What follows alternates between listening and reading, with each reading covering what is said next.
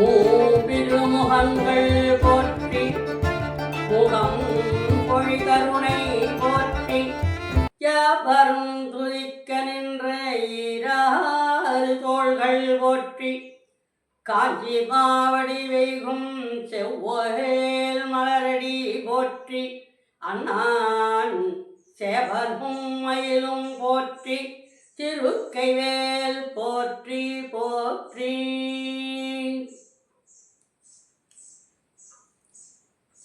எல்லாம் வல்ல கலியுக தெய்வமான முருகப்பெருமானை வணங்குகின்ற நல்ல நாள் சஷ்டி திருநாள். அந்த முருகப்பெருமானுடைய திருவருளை பெறுவதற்கு என்ன செய்ய வேண்டும், எப்படி செய்ய வேண்டும், எந்த மாதிரி செய்ய வேண்டும் என்கின்ற நுணுக்கங்களை நமக்கு ஆன்றோர்கள் பல வழிகளிலே சொல்லியிருக்கிறார்கள். பொதுவாக ஒரு இறைவனுடைய அருளை பெற வேண்டுமானால் வேத மந்திரங்களை சொல்ல வேண்டும், யாக பூஜைகள் நடத்த வேண்டும், மற்றவர்களை நாம் தலைமைஸ்தானமாக வைத்து நடத்தி கொள்ள வேண்டும் என்கின்ற விதிமுறைகள் எல்லாம் உண்டு வேதாகம முறைப்படி. ஆனால் சில நேரங்களில் சில தெய்வங்களுடைய அருளை பெறுவதற்கு எளிமையான முறையில் எளிமையான ஸ்லோகங்கள், எளிமையான பூஜைகள், எளிமையான விரதங்கள் இருந்து இறைவனுடைய திருவருளை பெற்றவர்கள் இந்த நாட்டிலே பல்லாயிரம் பேர் இருக்கின்றார்கள். பல்லாயிரம் பேர், பல கோடி பேர். நாம் சித்தர்களையும் முத்தர்களையும் யோகிகளையும் போகிகளையும் பார்த்தால் அவர்களெல்லாம் முருகனோடு வாழ்ந்ததாகவே சொல்லுவார். அப்படி என்ன பெருமைக்குரியவன் என்று சொன்னால் அவன் கலியுக தெய்வம். கலியுக தெய்வமாகிய முருகப்பெருமானுக்கு இருக்கின்ற விரதங்களிலே பொதுவாக எல்லாருக்கும் விரதங்கள் இருப்பது பெரும் புண்ணியம். அதிலே மாதந்தோறும் வருகின்ற சஷ்டி விரதம் இருப்போம், ஏகாதசி விரதம் இருப்போம், பௌர்ணமி விரதம் இருப்போம், கிருத்திகை விரதம் இருப்போம், திங்கள் கிழமை விரதம் இருப்போம், சனிக்கிழமை பெருமாளுக்கு விரதம் இருப்போம். எத்தனையோ விரதங்கள் மானிடர்கள் செய்கின்றார்கள். ஆனால் கலியுக தெய்வமாகிய முருகப்பெருமானுக்கு சஷ்டி விரதம் என்று சொல்லக்கூடிய இந்த சஷ்டி விரதத்தை ஏன் செய்கின்றோம் என்று சொன்னால், உலகத்திலே துன்பம் இல்லாதவர்கள் யாருமே கிடையாது, எல்லாம் நிறைந்தவர்கள் யாருமே கிடையாது. எனக்கு எல்லாம் கிடைத்து விட்டது, இனிமேல் எதுவுமே வேண்டாம் என்று சொல்லுகின்ற உள்ளங்களும் இந்த பூமியில் இல்லை. எல்லோருக்கும் எல்லாமும் வேண்டும், அது எவ்வளவு வேண்டும், இவ்வளவு வேண்டும் என்ற ஒரு பேராசையும் இறைவன் நமக்கு கொடுத்து விட்டுத்தான் நம்மை படைத்து அனுப்பியிருக்கிறார். ஆனால் சில நேரங்களிலே நமக்கு உடை வேண்டும், உணவு வேண்டும், உறைவிடம் வேண்டும், இது இயல்பான ஒன்று. இந்த மூன்றையும் இறைவன் குறையின்றி கொடுப்பானேயானால் மிகையாக நாம் எதையும் கேட்க மாட்டோம். இதிலேயும் குறை இருக்கின்றதே என்ற வகை வருகின்ற பொழுதுதான் இறைவனுடைய நினைவு நமக்கு தோன்றுகின்றது. ஆனால் தமிழ் கடவுளாகிய, அதாவது அங்காரகன் செவ்வாய்க்குரியவனாகிய இந்த முருகப்பெருமானை பொதுவாக தமிழ் கடவுள் என்று சொல்லுவார். தமிழ் கடவுள் என்று சொன்னால் தமிழ் மட்டும் அறிந்தவன் என்பதல்ல, இவன் எல்லாவித மொழிகளுக்கும் முன்பட்டான். அதாவது விழிக்கு துணையாக இருப்பது அவனுடைய மென்மலர் பாதங்கள். மொழி தன்னுடைய தன்மைக்கு மொழிக்கு துணையாக இருக்கின்ற கடவுள் இவன். விழிக்கும் ஒளிக்கும் துணையாக இருக்கின்ற இவன் பிறப்பே ஒரு ரகசியம்தான். காரணம் என்ன என்றால், பிரம்மதேவனுடைய பிள்ளையாகிய சனாதனன் எல்லா உயிர்களையும் ஓரறிவிலிருந்து ஆறறிவு இருக்கின்ற எல்லா உயிர்களையுமே தெய்வமாக மதிக்கக்கூடியவன். ஆகையினால அவன் அசுரர்களை கூட தெய்வமாக மதித்தான். ஆனால் ஒரு நாள் கனவு கண்டான், அசுரர்களை மாய்ப்பது போல, அசுரர்களை ஒழிப்பது போல. இது தந்தையாக்கி பிரம்மதேவரிடத்தில் சொன்ன பொழுது, நீ சனாதனாக இருக்கின்றாய், சனாதன தர்மத்தை உடையவனாகிற சனாதனாக இருக்கிற காரணத்தினாலே உனக்கு எல்லார் மேலும் பற்று, எல்லோரும் தெய்வமாக தோன்றுகின்றார்கள். அந்த நிலை அசுரர்களை மாய்த்தேன் என்று ஒரு கனவு கண்டேன் என்றாய் அல்லவா, அது இப்பிறவியில் எல்லாரும் அடுத்த பிறவியில் கிடைக்கும் என்று சொன்னார் பிரம்மதேவர். முருகப்பெருமானுடைய நிலை எந்த மாதிரி நிலை, ஏன் அவன் வெற்றி கடவுளாக இருக்கின்றான் என்று சொன்னால், அவனுடைய பிறப்பே வெற்றிதான். உலகத்திலே எல்லோருக்கும் பெண்மைதான் தாய்மை அடைவதற்கான வாய்ப்பு தருகின்ற உண்மை மரபு. இயல்பு நிலையும் அதுதான். ஒரு பெண்தான் 10 மாதம் ஒரு குழந்தையை கருவிலே சுமந்து 10 மாதம் கழித்து இந்த உலகத்திற்கு கொண்டு வருகின்றாள். ஆனால் முருகப்பெருமானுடைய பிறப்பின் ரகசியமே தனி. காரணம் என்ன என்றால், சனாதனன் எல்லா உயிர்களையும் தெய்வமாக மதிக்கின்ற காரணத்தினாலே உமையொருப்பாகனாகிய சிவன் ஒரு நாள் காட்சி கொடுத்து, உனக்கு என்ன வரம் வேண்டும் என்று கேட்டார் பிரம்மதேவனுடைய பிள்ளை இடத்துல. அவன் சொன்னான், எனக்கு எந்த வரமும் தேவையில்லை, வேண்டுமானால் உங்களுக்கு நான் வரம் தருகின்றேன் என்று சொன்னான். இறைவனுக்கே வரம் தருகின்றேன் என்று சொன்னவன் சனாதனன்.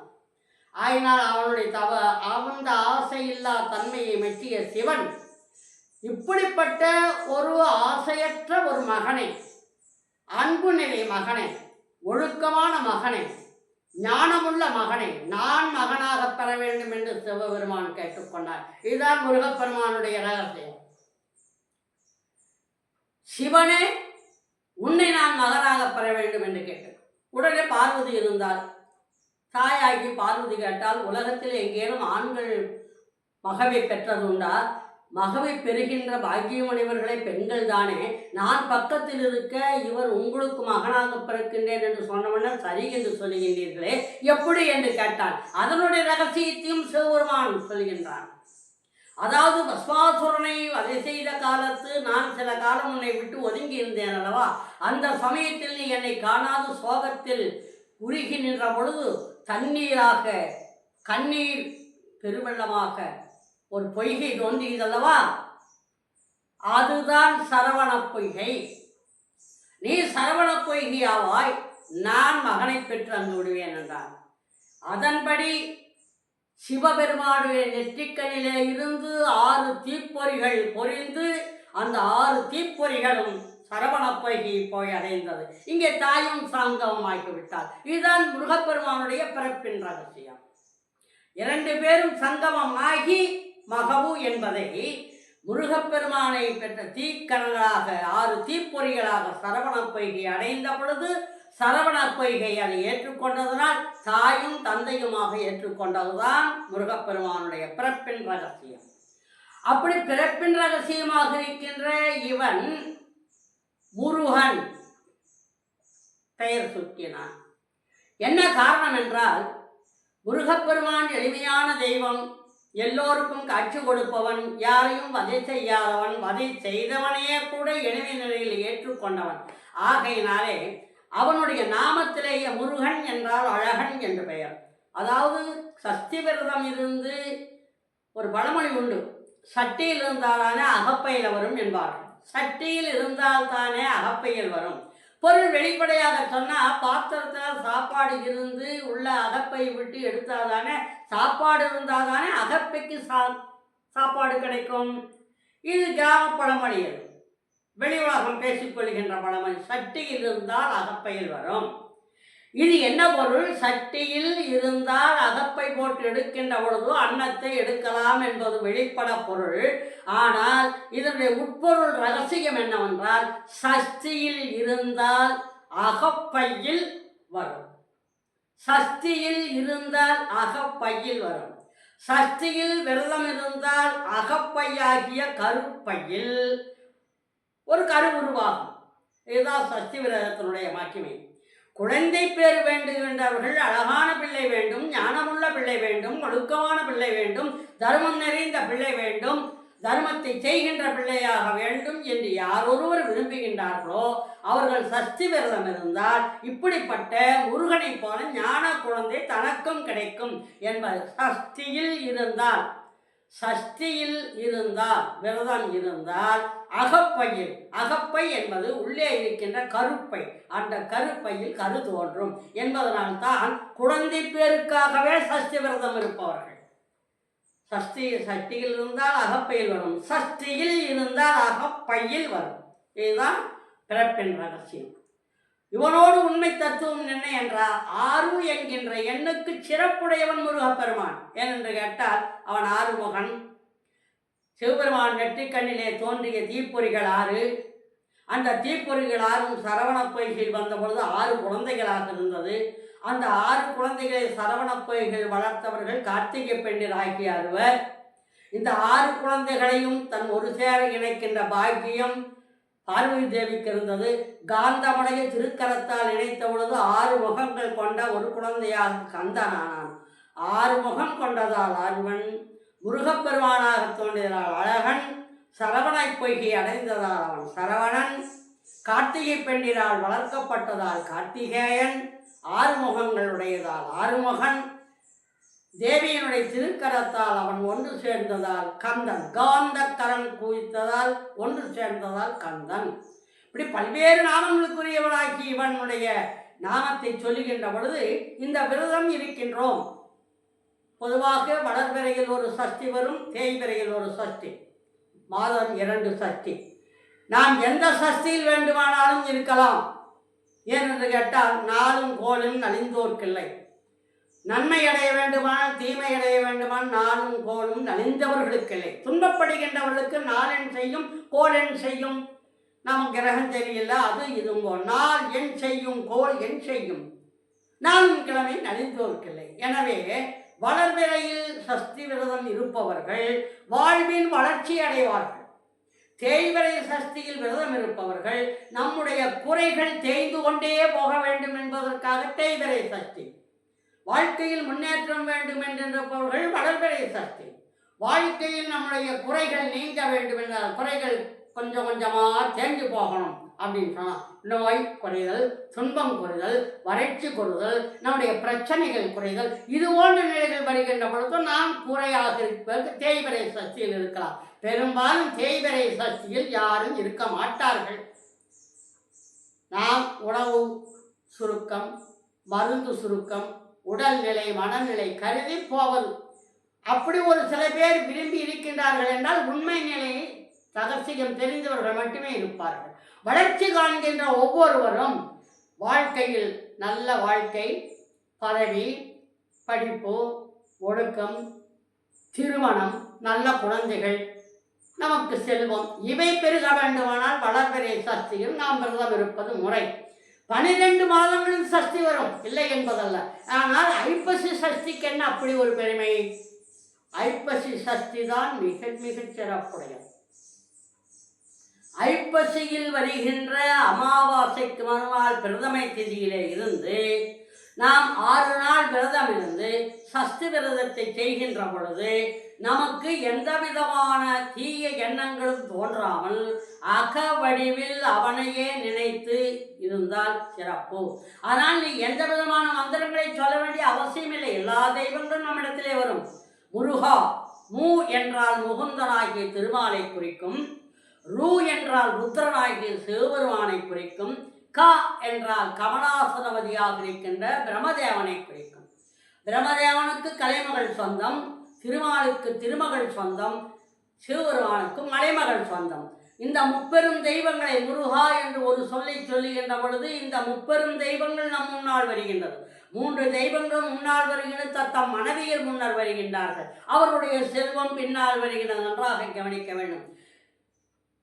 திருமகளை திருமால் முன்வருகின்ற பொழுது திருமகள் வலமார்பில் வாழ்கின்றவள். அவள் வந்தால் நமக்கு செல்வம் கிடைக்கின்றது. ருத்ரனாகிய சிவபெருமான் நமக்கு முன்னால் வருகின்ற பொழுது அவன் பின்னால் மலைமகளாகி பார்வதி தேவி வருகின்ற பொழுது நமக்கு வீரம் தைரியம் வருகின்றது. பிரம்மதேவன் வருகின்ற பொழுது அவள் பின்னால் கலைமகள் வருகின்ற பொழுது கல்வி, ஞானம், ஒழுக்கம், கேள்வி அனைத்தும் நமக்கு வருகின்றது. ஒன்றே ஒன்று, எதையுமே சொல்லி கேட்க வேண்டியதில்லை. முருகா என்ற ஒரு நாமத்தில் மொழிக்கு துணை முருகானின் நாமங்கள். முருகா என்று சொல்லுகின்ற நாமத்திற்கு இத்தனை உண்டு. 3 தெய்வங்கள், 3 தெய்வங்களின் மனைவிமார்கள், 3 தெய்வங்களுடைய செல்வம் அத்தனையும் கேட்காமலேயே வரும். ஆகையினாலே முருகா என்று சொன்னால் போதும், வேறு எதையும் சொல்ல வேண்டாம். இந்த ஒரு நாமத்திற்கு இவ்வளவு சிறப்பு உண்டு என்றால் தனிவழி செல்கின்றவனுக்கு என்ன துணை? அவனுடைய சேவலும் செங்கோடன் மயிலுமேயாகும். அவன் சேவற்கொடியோனாக வைத்திருக்கின்றானே, மயிலை வாகனமாக வைத்திருக்கின்றான், அதுவே நமக்கு துணையாக வரும். எனவே இந்த 9ம் நம்மை சார்ந்து வர வேண்டுமானால் ஐப்பசி மாதம் அமாவாசை நாளுக்கு பின் வருகின்ற சஷ்டி விரதம் இந்த 6 நாள் நாம் இருந்து அவன் இந்த உலகத்திலே இருக்கின்ற தீயவற்றை அழித்த பிறகு அவனுடைய திருவடிகளை பற்றி நிற்பதுதான் சஷ்டி விரதத்தினுடைய மகிமை. சஷ்டி விரதம் அவ்வளவு கடுமையானதா? ஒரு வகையில் கடினமானது தான், ஆனால் எளிமையானது. மற்ற தெய்வங்களை வேண்டுகின்ற பொழுதும் மற்ற யாகங்களை நடத்துகின்ற பொழுதும் முடியும் வரை இப்படி இப்படி என்று சொல்லுவார். ஆனால் 6 நாட்களும் உண்ணாமல் இருக்க வேண்டாம். நீ உண்ணாமல் இருக்க வேண்டாம். வள்ளலார் சுவாமிகள் சொல்லுவார், பசித்திரு, விழித்திரு, தனித்திரு என்று. 3 தான் வேத மந்திரமே. முருகப்பெருமானை, தணிகாசல முருகப்பெருமானை வெற்று கண்ணாடியிலே கண்டவர் வள்ளலார் சுவாமிகள். அதாவது எங்கோ இருக்கின்ற முருகப்பெருமானை அவர் ஒரு அறைக்குள்ளே வெற்று கண்ணாடிக்கு திருநூறு பூசி தணிகாசல முருகப்பெருமானுடைய காட்சியை வெற்று கண்ணாடியில் கண்டு கண்டு வணங்கியவர் ராமலிங்க சுவாமிகள். ஆகினார் ஒரு நாள் காட்சி கொடுத்த பொழுது தனி அறையில் அமர்ந்து இறைவனை வணங்கினார். தணிகாசல முருகன் அங்கே காட்சி கொடுத்தார். காட்சி கண்ட வள்ளலார் சுவாமிகள், அப்பா என்ன இது, 12 பாதங்கள், 12 திருக்கரங்கள், 6 முகங்கள் எனக்கு காட்சி கிடைக்கின்றதே என்று அவர் கண்ட காட்சியை நன்றாக கவனிக்கணும்.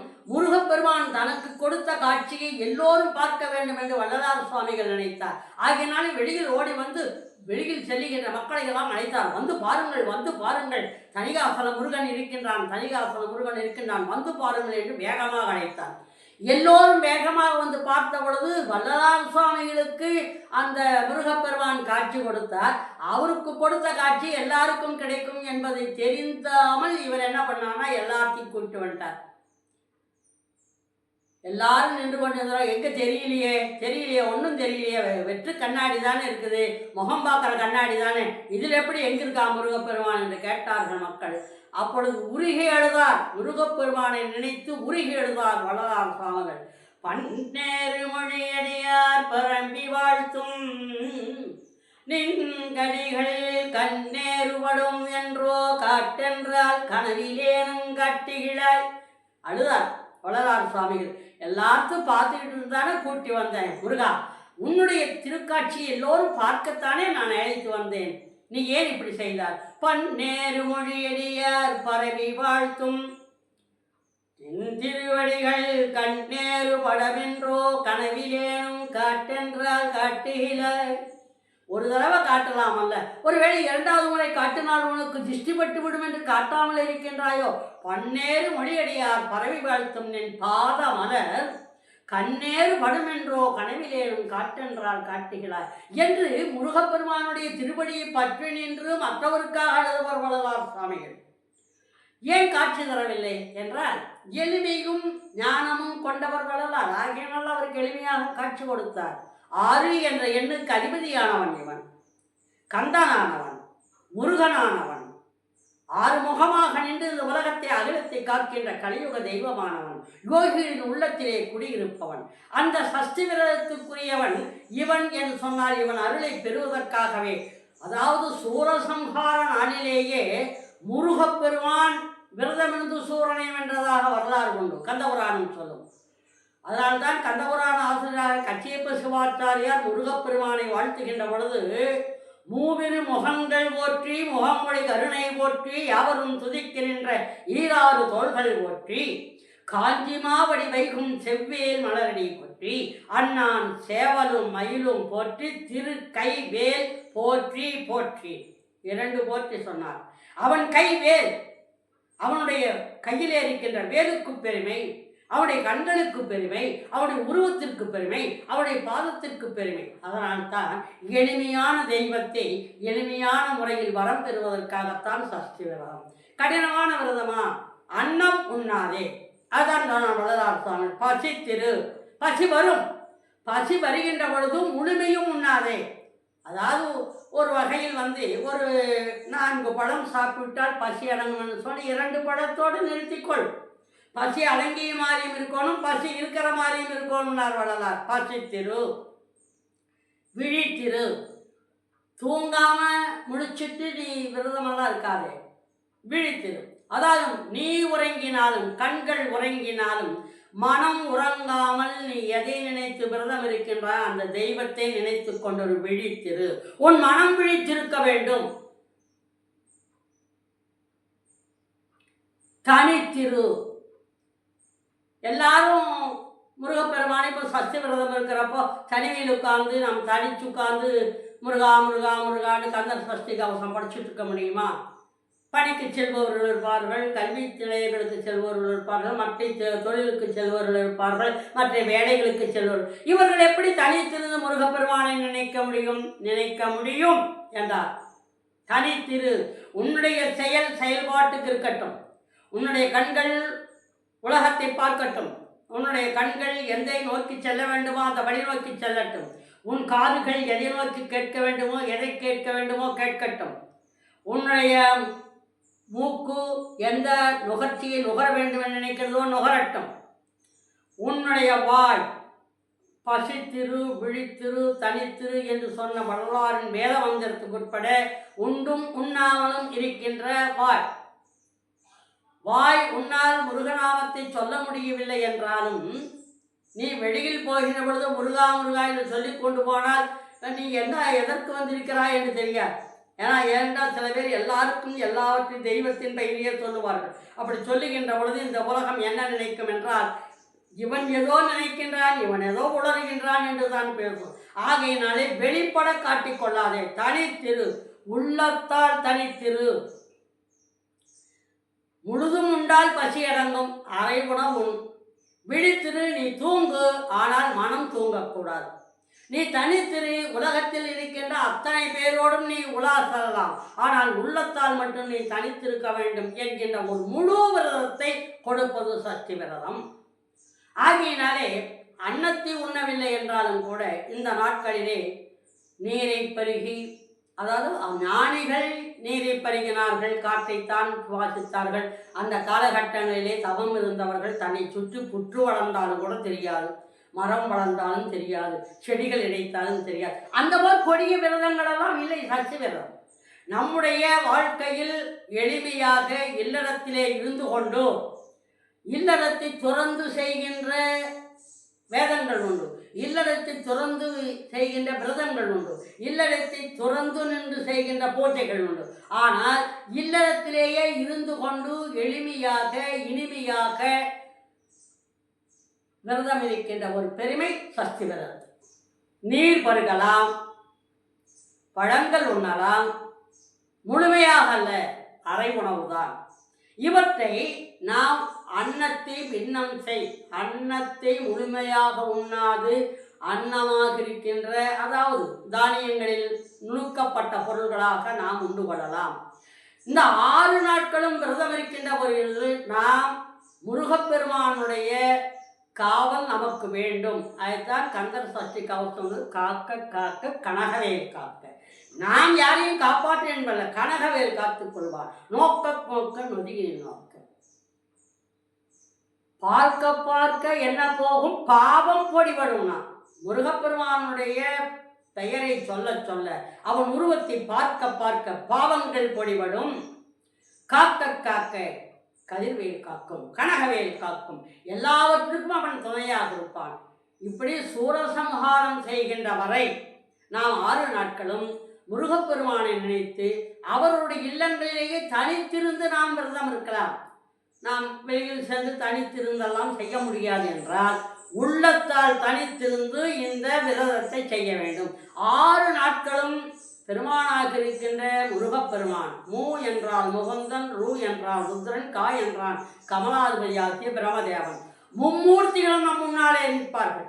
ஆகையினாலே இந்த முருகா என்ற மந்திரத்தை சொல்லுகின்ற பொழுது அவன் சரவணபவன் என்கின்றான், ஆறுமுகனாகின்றான், கார்த்திகை பெண்டிதழ் வளர்த்தால் கார்த்திகேயன் ஆகின்றான், பார்வதியால் இணைக்கப்பட்டதால் கந்தன் ஆகின்றான். ஓம் என்ற தன்மைக்குரியவன், ஓம் என்ற பிரணவத்திற்குரியவன், ஆனாலும் எளிமையான முறையில் காட்டியவன். உலகத்தில் ஏற்றமும் இரக்கமும் இரண்டும் இருக்கத்தான் செய்யும் என்பதை உலகத்திற்கு பறைசாட்டியவன் முருகப்பெருமான். அப்படி நாம் விரதம் இருந்து விரதத்தை விடுகின்ற காலத்து தண்டு முதலில் சாப்பிட்டு விரதம் விட வேண்டும் என்று சொல்லுவார்கள் சஷ்டி விரதத்தில். இதன் காரணம் என்ன? சஷ்டி விரதத்தில் தண்டு உண்டு விரதம் விடுவது என்றால் வாழையடி வாழை என்றொரு பழமொழி உண்டு. வாழை மரம் பயன்படாத எந்த பொருளுமே இல்லை. வாழை மரத்தில் இலை பயன்படும், பூக்கள் பயன்படும், காய் பயன்படும், கனி பயன்படும், மரத்தை வெட்டினால் உள்ளிருக்கின்ற தண்டு பயன்படும். அந்த கிழங்கை வைத்தால் உடனே வரும். அது வைக்க வேண்டியதே இல்லை. அந்த கிழங்கிலே இருந்து தோன்றும் வாழையடி வாழை. யாரும் வாழைக்கன்று நட்டு பயிர் செய்ததில்லை. ஆரம்ப காலத்தில் வாழைக்கன்றை நடலாம். ஆனால் ஒரு வாழையை சுற்றி இருக்கின்ற அந்த கிழங்குகளே மீண்டும் மீண்டும் பக்கத்திலே துளையெடுத்து நாற்றுகளாகி கன்றுகளாகி மீண்டும் அது வளர்ச்சி. இதுதான் இறைவனுடைய தத்துவம். என்னை நீ அடைவாயானால், என் பாதத்தை நீ பற்றுவாயானால், நான் உனக்கு பக்கக்கன்றாக இருந்து வாழையடி வாழையாக உன் வர்க்கத்தை, உன் வம்சத்தை, உன்னுடைய வாழ்க்கையை நான் உயர்த்துவேன் என்று சொல்லுகின்ற தத்துவத்தை உணர்த்துவதுதான் நாம் தண்டு சாப்பிடுவதனுடைய மிக முக்கியமான நிலைமை. சூரசம்ஹாரம் முடிந்த பிறகு பக்தர்களோடு சேர்ந்து உண்பது என்பது தன்மை. காரணம் என்ன என்றால், இந்த உலகத்தில் தீமை ஒழிந்தது, நன்மை சிறக்கின்றது.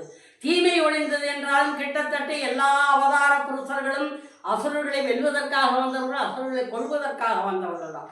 ஆனால் எல்லாம் வல்ல முருகப்பெருமான் எளிய தெய்வமாக நின்று தாய் கொடுத்த சக்தி வேல். அங்கே உண்மை தத்துவம் என்ன என்றால், முருகப்பெருமானுடைய நிலை தாய் வயிற்றில் பிறக்கவில்லை என்றாலும் தாயினுடைய மகா சக்தியை பெற்றவன் முருகப்பெருமான். உலகத்திலே ஒரு குழந்தை தோன்றுகின்றனால் குழந்தையை போற்றி வளர்ப்பது, பாராட்டி சீராட்டி வளர்ப்பது தாய். தந்தை வருகின்ற பொழுது மகனே மகளே என்று தன் அரவணைத்து தாங்கிக் கொள்வான், அன்பு காட்டுவான். ஆனால் தாய் 24 மணி நேரமும் உறங்குகின்ற பொழுதும் கூட தன் குழந்தை தான் உறங்குகின்ற பொழுது தன் குழந்தையினால் அமர்ந்தால் கூட தாய்க்கு அது உண்மை தெரிந்துவிடும். உடனே தன்னை அறியாமல் கைகள் தாங்கும், அதை ஓட்டும். அப்படிப்பட்ட பெருமைக்குரியவள் தாய். ஆகையினாலே எல்லாம் வல்ல சிவன் இந்த உலகத்திலே முருகப்பெருமானை படைத்தாலும் இந்த உலகம் தாயை மதிக்க வேண்டும் என்ற தத்துவத்தை சொல்லிக் கொடுத்தவன் முருகப்பெருமான். அவள் கையாலே உருவானவன், அவள் கரத்தாலே கொடுத்த கந்தவேல், அவள் திரட்டி கொடுத்த சக்தி வேல். அவள் கொடுத்த சக்தி வேல் தான் உலகத்திலே இருக்கின்ற சூராக இருந்த சூரபத்மன், சிங்கமுகன், தாரகாசுரன், பானுகோபன் போன்ற அசுரர்கள் அழிவதற்கு காரணமாக இருந்தது. ஆனால் சூரபத்மனை மாற்றுகின்ற பொழுது மாய உருக்கொள்கின்றவன் அவன். அப்படி மாய உருக்கொள்கின்றவனை கூட உண்மை வடிவை தெரிந்து தாய் கொடுத்த சக்தி ஆயுதம், உங்களுக்கு தாய் கொடுத்த ஆயுதம் தான் முருகப்பெருமானுக்கு வெற்றியை கொடுத்தது. இது முருகப்பெருமான் வெற்றியை ஏன் சஷ்டி விரதத்தில் சொல்லுகின்றார் என்றால், தாயும் தந்தையும் எனக்கு ஒரு சேர பக்கபலமாக நிற்பவர்கள். தாயுடைய அறிவுரை உன்னை வளர்க்கும், தந்தையினுடைய பாச உரை உன்னை வளர்க்கும். தந்தையாகிய சிவனும் தாயும் ஆகிய பார்வதி தேவியும் அவன் படைத்த இவள் சூரபத்மனை அழிப்பதற்கு சக்திவேல் கொடுத்தார். கொடுத்த சக்திவேலை வைத்து அதர்மத்தை அழித்தார். அதர்மத்தை அழித்தால் மாய உருக்கொண்டான், கொக்குருவாக நின்றான் கடல் நடுவே. மாமரமாக நின்று கொண்டிருக்கின்றவனை தன் தாய் கொடுத்த சக்தி வேளால் இருகூறாக்கி அவனை அடிக்காமல் அப்படியே ஒரு பகுதி மயிலாகவும் ஒரு பகுதி சேவற் கொடியாகவும் ஏற்றுக்கொண்டவன் முருகப்பெருமான். ஆகையினாலே எளிமையானவன். அடுத்தவர்களுக்கு தீங்கே செய்தாலும் அழிக்கின்ற வகையில் மற்றவர்களுக்கு தீங்கு என்கின்ற வகையில் சூரபத்மனை அழிக்க வேண்டும் என்று நினைத்தார். சரணாகதி கொடுத்தவன், கெடுதல் செய்த சூரபத்மனுக்கு கூட சரண் கொடுத்தவன் முருகப்பெருமான். ஆகையினாலே எல்லாம் வல்ல தன்மையிலே இவன் ஒரு பெருமைக்குரியவனாக இருக்கின்ற காரணத்தினாலே சூரபத்மனை முடித்த பிறகு எளிமையாக அவனுடைய மயிலாக சேவற்கொடியாக காட்சி தெரிகின்றவன். தெய்வ நிலையிலே தேவசேனாதிபதியாக நின்றவன். இந்திரனுக்கு துன்பம் வந்த பொழுது இந்திரலோகத்தில் படுகின்ற துன்பங்களை கண்டு அசுரர்களை வெல்வதற்காக தான் தேவ சேனாதிபதியாக நின்றவன். எனவே முருகப்பெருமான் ஒரு தேவ சேனாதிபதி. அப்படி சேனாதிபதியாக்கிய முருகப்பெருமான் வெற்றி கண்ட பொழுது ஒரு பரிசு கொடுக்க வேண்டும் அல்லவா? ஆகையினாலே இந்திரன் தன் மகளாக்கி தெய்வ யானையை திருமணம் செய்து கொடுத்தான். ஏற்றத்தால் வட்டுநிலை முற்பிறவில் செய்த ஜனனி ஜென்மசக்கியானாம் வர்த்தனை கொலுசம்பதாம் பதவி பூர்வ புண்ணியானாம் லிக்கட்டே ஜென்ம பத்திரிகா. எத்தனை ஜென்மங்கள் எடுத்தால் முற்பிறவியில் எடுத்த ஒரு தன்மை அடுத்த பிறவியில் தொடர்ந்து தான் வரும். முற்பிறவியில் தோன்றியவர்கள் இந்த 2 பெண்கள் இப்பிறவியிலே தெய்வானையாகவும் வள்ளியாகவும் முருகனை மணக்கின்ற பாக்கியம். வேடர் குலத்திலே பிறந்தால் வள்ளியாகும். அங்கே தெய்வத்துக்கு தலைவனாக இருக்கின்ற இந்திரனுடைய உலகத்திலே பிறந்தால் தெய்வ யானை. ஒரு உலகம் மேற்பட்ட உலகத்திலே ஒரு பரிசு. இங்கே தானே விரும்பி எடுத்துக்கொண்ட இடம். அதாவது இன்றைக்கும் தமிழ் கடவுள் தமிழகம் எங்கும் முருகப்பெருமான் என்றாலும் கூட வெளிநாட்டுகளிலே இருக்கக்கூடிய முருகப்பெருமானுடைய சன்னிதானங்களில் ஆங்காங்கு கூடியிருக்கின்ற நம்முடைய இந்தியர்கள், நம்முடைய தமிழர்கள் இன்றைக்கும் அங்கங்கு கோயில் அமைத்து வணங்கி கொண்டிருக்கின்றார்கள். அதாவது வள்ளியை விரும்பி மனம் புணர்ந்த இடம் கதிர்காமம். இன்றைக்கும் இலங்கையிலே கதிர்காமம் என்ற இடத்திலே இருக்கின்ற முருகப்பெருமானுக்கு மிகச்சிறப்பு. அங்கே வேடர் குலத்தார் மிக விரும்பி கோயில் அமைத்திருக்கின்றார்கள். காரணம், தன் குலத்திலே பிறந்திருக்கின்ற ஒரு பெண்ணை முருகப்பெருமான் திருமணம் செய்திருக்கின்றார். நம்பீட்டு மாப்பிள்ளை என்கின்ற வகையிலே கதிர்காமத்தில் முருகப்பெருமானுக்கு சிறப்பு. இன்றைக்கும் மலேசியா, சிங்கப்பூர் போன்ற இடங்களிலே இலங்கையில் முருகப்பெருமானுக்கு சிறந்த ஆலயம். அதை நம்முடைய திருவிக்கா அவர்கள், தமிழ் பேரறிஞராக இருந்த திருவிக்கா அவர்கள் ஒரு நூலே எழுதியிருக்கிறார். அந்த மாதிரி எழுதுகின்ற இடத்திலே இலங்கையில் இருக்கின்ற அந்த கதிர்காம கடவுள், இலங்கையில் இருக்கின்ற ஈழ முருகப்பெருமான், இங்கே இருக்கின்ற அத்தனையும் அவர் ஒரு நூலகத்தை கொண்டு வந்து கொடுத்திருக்கிறார் என்றால் அவையெல்லாம் எங்கெங்கே இருந்தால் எளிமையிலே சிறப்பான முறையிலே. அப்படியே 6 நாட்கள் நாம் விரதமிருந்து 7வது நாள் விரதத்தை விடுகின்ற பொழுது சன்னிதானத்திலே அவனுடைய காட்சி கண்டு தெய்வ யானையை மனம் புரிந்து கொண்டான், வள்ளியை மனம் புரிந்து கொண்டான். தெய்வ யானை வள்ளி தெய்வானை சாட்சியாக இருக்கின்ற காட்சி கொடுக்கின்ற முருகப்பெருமானை நாம் 7வது நாள் அவனுடைய திருக்கல்யாண வைபவத்தை பார்த்து 6 நாட்கள் விரதம் இருந்ததற்கு துணை நின்றாய். 7வது நாள் உன்னுடைய திருக்காட்சி நமக்கு கொடுத்தாய். யாம் வேண்டுவன என்னது, இதை நீ நமக்கு அருள வேண்டும் என்று சொல்லி தன்னுடைய வேண்டுதலை முருகப்பெருமானுடைய பாதத்திலே வைத்தால் இந்த சஷ்டி விரதம் இருப்பவர்கள் எதை வேண்டி எதை மனதில் நினைத்து முருகப்பெருமானுடைய பாதத்தில் வைக்கின்றார்களோ அதை அப்படியே எளிமையாக அவன் ஏற்று இச்சாசக்தி, கிரியாசக்தி, ஞானசக்தி என்ற 3 சக்திகளோடு கூடியிருக்கின்ற முருகப்பெருமான் நமக்கு கொடுப்பான். இதுதான் சஷ்டி விரதத்தினுடைய பலன். 6 நாள் இப்படி விரதம் இருக்கின்றோம், தண்டு ஏன் உண்ணுகின்றோம் என்பதற்கு வாழையடி வாழையாக அம்சத்தை வளமாக்கி கொடு என்பதனுடைய அடையாளம்தான் தண்டு உண்பது. அப்படி 3 சக்திகளாக இச்சை, கிரியை, ஞானம், இந்த 3 சக்திகளாக நின்று காட்சி கொடுக்கின்ற எல்லாம் பல எம்பெருமானாக்கிய கலியுக தெய்வமாக்கிய முருகப்பெருமான் இந்த கந்தர் சஷ்டி விரதம் இருக்கின்ற அடியார்கள் அத்தனை பேரும் என்ன வேண்டுகின்றார்களோ அதை அவர்களுக்கு கொடுத்து எல்லாம் வல்ல நிறைவான வாழ்க்கையை தருவான் என்கின்ற காரணத்தினாலே அவன் எப்படிப்பட்டவன் சாதாரணமாக சுருக்கமாக சொல்லாத கச்சியப்ப சிவாச்சாரியர் கண்டபுராணத்திலே பல லட்சம் பாடல்கள் எழுதியிருக்கலாம். ஆனால் இவருடைய கோலம் என்ன, 6 முகத்தினுடைய வேலை என்ன, அதைத்தான் நீ காட்சி கொடுக்கின்றாய் என்று சொல்லுகின்றார்கள். ஏறுமையில் ஏறி விளையாடும் முகமொன்று, ஈசருடன் ஞான மொழி பேசும் முகமொன்று, கூறுமடியார்கள் வினை தீர்க்கும் முகமொன்று, குன்றுருவ வேல் வாங்கி நின்ற முகமொன்று, மாறுபடு சூரரை வதைத்த முகமொன்று, வள்ளியை மனம் புணர வந்த முகமொன்று, 6 முகம் ஆன பொருள் நீ அருளல் வேண்டும், ஆதி அருணாசலம் அமர்ந்த பெருமாளே. கலியுகமாகிய பெருமாளே, முருகப்பெருமானே, எனக்கு நீ யார்?